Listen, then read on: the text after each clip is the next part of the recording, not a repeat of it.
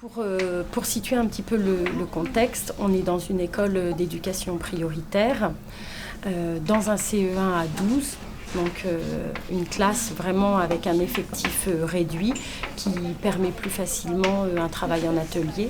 Ce sont des enfants qui ont déjà l'habitude de travailler en îlot et donc en petits groupes. Par contre, le frein pour eux, c'est qu'ici, on a une forte population d'élèves allophones, donc forcément une pauvreté lexicale et ça se répercute sur les étapes. Alors, sur la lecture, ils sont déjà plus à l'aise parce que ça fait 2 ans qu'ils sont dans des classes à 12.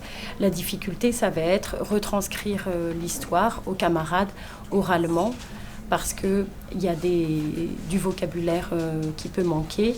Et ça, c'est un frein très important dans la retranscription. Donc en général, on commence la séance de Jigsaw par un petit temps en regroupement sur le tapis pour rappeler ce qu'on a fait lors des séances précédentes et puis rappeler un petit peu aux élèves, parce que là, on a une classe de CE1 et on refait un retour sur le protocole et les différentes étapes avant de se répartir en groupe. Pierre et moi, on a déjà trouvé le loup. Il faut juste le ramener.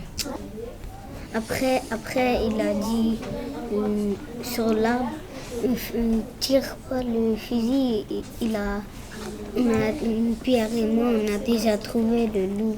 Il faut juste le ramener dans le zoologie. Un beau matin, Pierre sort avec son copain l'oiseau. Il est calme, il est gentil. C'est doux.